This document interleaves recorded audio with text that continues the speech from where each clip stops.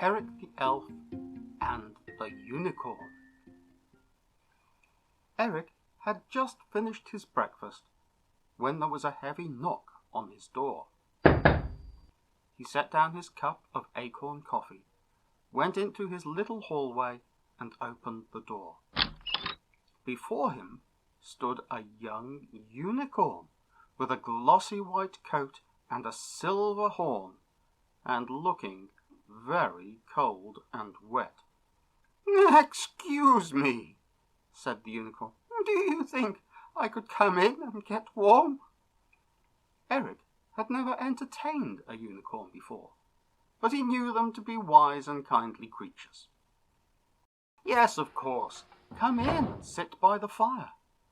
He led the unicorn to his small sitting room where a log fire burned brightly in the hearth. "My name is Eric the Elf," Eric began to say, but the unicorn interrupted him. "Oh, yes, I know. I met a couple of badgers in the wood, and they told me that this would be the best place for me to come and rest, as I couldn't fit into their little set. My name is Silver Dancer, but you can call me Silver. I'm so grateful to you for allowing me to come in and warm myself."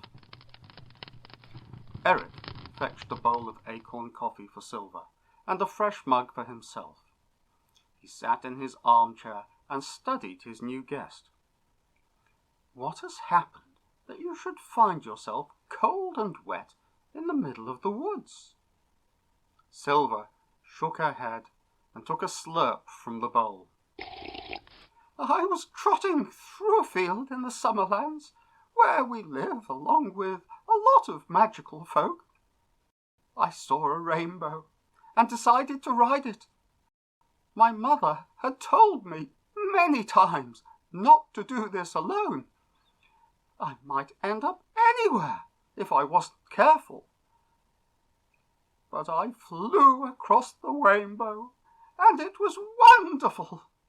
I landed near the edge of the wood here, and I was just turning back when the clouds closed in, and it began to pour with rain, and now I am stuck here." By the end of her tale, Silver was snuffling and sobbing, and clearly felt very sorry for herself. Eric was wise enough not to point out how foolish Silver had been. Of course, he knew about the Summerlands, but he preferred to live in his quiet little cottage in the woods. Although most magical folk stayed in the Summerlands, a few, like him and Griselda the Fairy, found their place in the natural world. "I tell you what," he said. "You get warm and dry, and we will wait for the rain to get lighter. Then we will head for the other side of the wood, and with luck the sun will shine and there will be another rainbow for you to get back." Silver neighed with delight, and they settled to wait for the rain to go off. After about 20 minutes, the rain was no more than a light shower.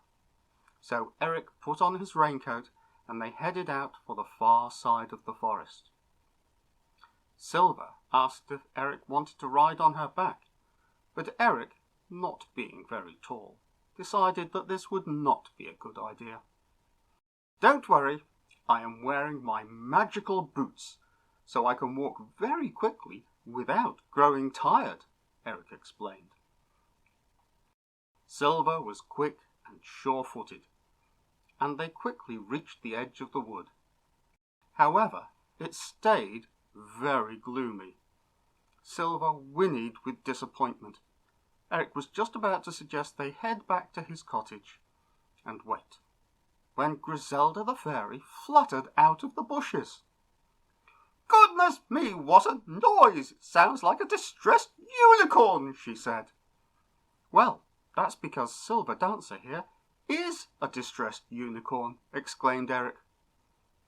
He went on to explain how Silver came to be stood at the edge of the wood. Griselda shook her head. Well, Miss Dancer, if I could conjure up a little sunshine, do you promise to listen to what your mother tells you in future? Oh, yes, I promise I will, declared Silver. At this, Griselda waved her wand, and a small chink opened in the clouds, just enough to let a shaft of sunshine through, which formed a beautiful rainbow. Shouting back her thanks to Griselda and Eric, Silver Dancer leapt up the rainbow and was swiftly spirited back to her parents in the Summerlands. Eric and Griselda went back to Eric's cottage to dry out and have a slice of cake. It was some 3 weeks later that there was a mysterious present of enchanted spiced honey cake left on Eric's doorstep. Opening it, he found a note from Silver Dancer's parents, thanking Eric for looking after her and asking him to share the cake with Griselda, which he was more than happy to do, because he soon found the enchantment meant however many slices he took, there was always just one left.